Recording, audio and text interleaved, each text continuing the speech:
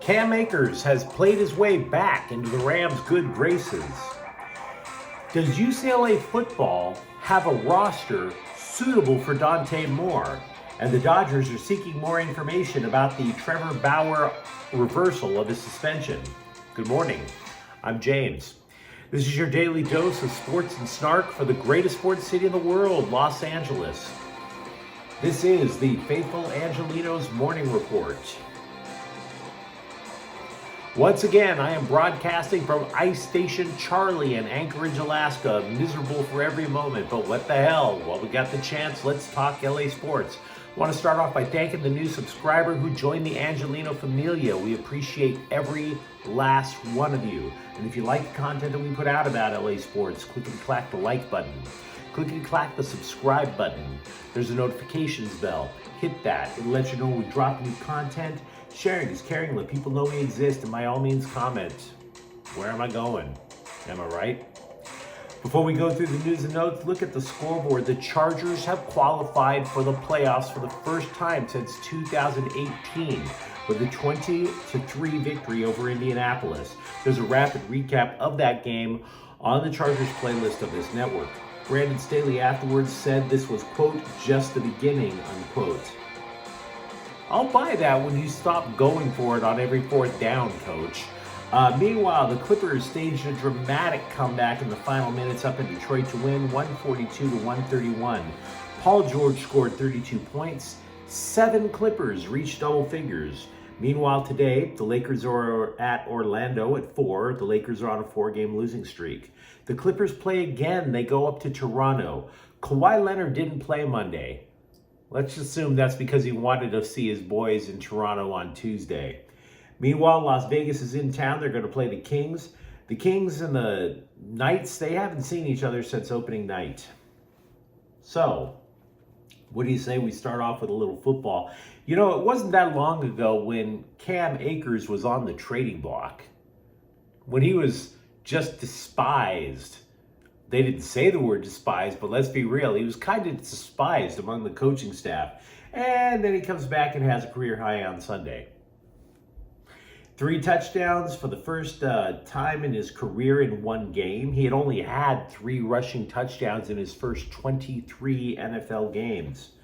So now, the guy who was called out for lack of urgency, Sean McVay says he hopes he can continue to build this, quote, into next year with the Rams, unquote. So in other words, they wanted clarification, and McVay said, yes, LA will not be shopping Cam Akers to another team this offseason. The 3 touchdowns Sunday plus 100 yards, that is the first time a Rams running back has rushed for over 100 yards and had multiple touchdowns since Todd Gurley in 2018. Lineman Rob Havenstein said he's not surprised due to Akers' mindset in practice. The guy has 559 yards rushing and 7 touchdowns overall this year. We talked yesterday about a little bit of a punching match between Randy Gregory and Rams offensive lineman Ode Oboshi. It's abundantly clear from the video Gregory started it, but Oboshi got suspended. The Rams plan to appeal. The altercation with Denver's edge rusher, both of them were each suspended for a game. And I would suppose that part of the Rams suspension, part of their appeal is going, wait a minute, the other guy started it, he gets the same amount of suspension. But I would say this to the Rams, as much as I respect you guys, Gregory's punishment is more severe because he's got to play in Denver for at least one more game this year. So there is that. And by the way, I sincerely believe that Denver, who fired its coach on Monday, they did it because of you, the Rams. Because it wouldn't surprise me if people in the front office were asking themselves, we went in with the same record as LA, but the Rams who had their 4th quarterback, their 4th, no wide receivers to throw to, a running back that was almost traded, 15 different offensive lines, and they dropped 51 points on us. So they didn't quit, which must mean that the Broncos did. We have to fire our own coach. That's my belief of what happened after the game. So to repeat, you may not like the year that the Rams are having, but you should at least respect that they did not quit. We've also been harping on this through the course of their downfall this year. Who are the rookies that will take advantage of the playing time now that the Rams are out and now that many of the frontline players are injured? Take a look at defensive back Kobe Durant. 2 pickoffs of Russell Wilson yesterday, including a pick 6. He has 3 for the year. Now, the Sun Bowl is Friday. We know that the Bruins have not officially stated that Dorian Thompson-Robinson will play a quarterback, but we know Pitt lost its quarterback. Keaton Slovis decided to enter the transfer portal, skip the bowl game. He's already going to go to BYU. Slovis will be replaced by Nick Patty, quote, most likely, unquote, according to Pitt coach.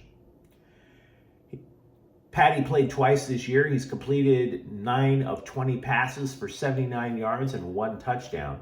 He's been pressed into action like this before. He started the Peach Bowl last year because Kenny Pickett decided to skip the bowl game in order to properly prepare for the NFL draft, where, of course, he's face-planted with the Pittsburgh Steelers ever since. So there's that. But I have a question for you if you're a Bruins fan. 24/7. They rank the Bruins recruiting class so far, they only had the early signing period, as 37th nationally and 5th in the Pac-12 conference. The question that UCLA has moving forward, according to The Athletic, is the signing of quarterback Dante Moore, who they basically plucked at the last minute from Oregon. Is that just a lightning strike of good fortune, or is it a breakthrough for UCLA where they can say, hey, we have Dante Moore, and just all of a sudden build a team around this incoming freshman to maximize his capabilities? In other words, is UCLA poised to land more blue chippers? I'm not sure. To be frank, I'd even say I'm a little skeptical. They didn't recruit with the idea of building a team around Moore. That wasn't part of their thinking process in the first place.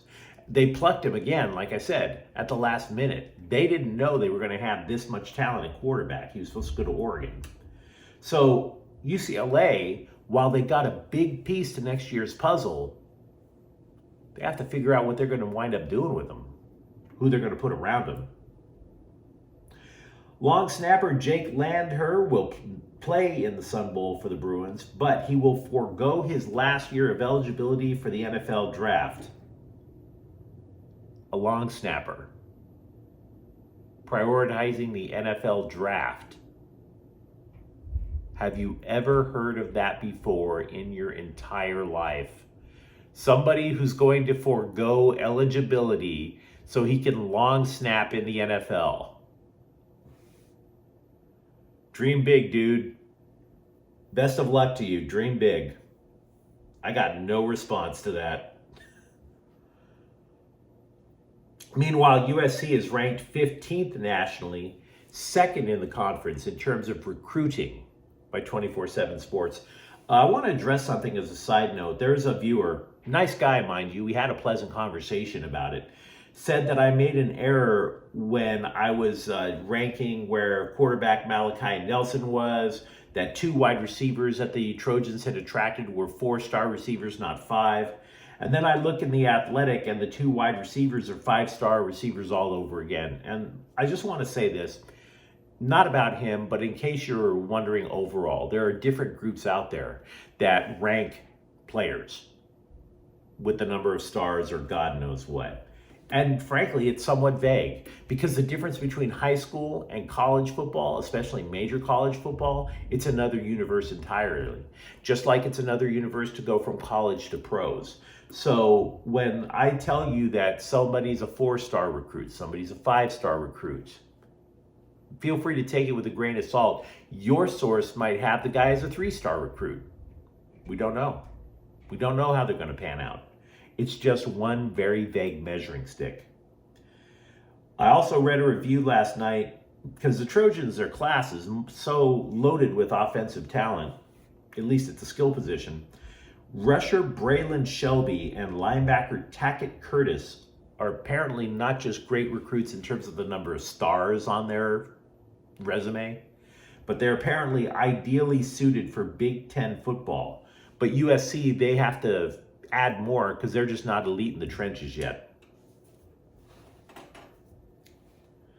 The Dodgers are trying to gather more information as to why an arbitrator cut Trevor Bauer's suspension to time served. I did an extremely long breakdown of Trevor Bauer's suspension. Just look it up on the Dodgers playlist. I don't want to go through all the nuances all over again. They're unlikely to get the information that they want because there are a privacy issue involved. So I would ask you this. Ask yourself, actually. Why would you ask for that information?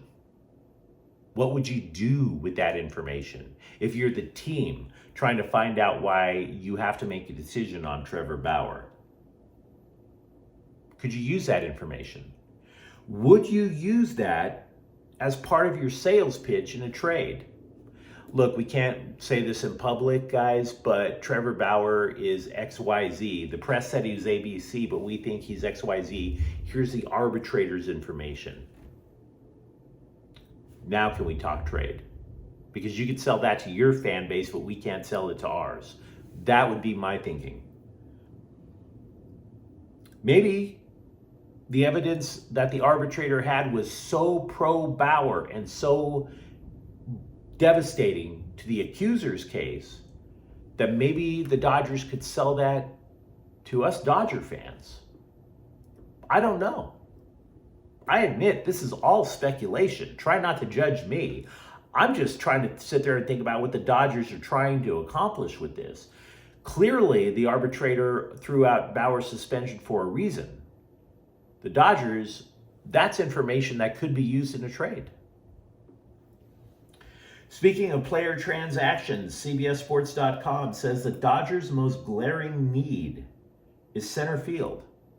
Because right now what they have is Trace Thompson, who they say is better suited to play corner outfield. For that matter, their top outfield prospect, James Outman, is not best suited in center. He too is a corner outfielder.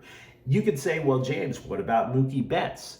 And they would say, yeah, he can play a good center field, but he is, quote, all-world defense, unquote, out in right.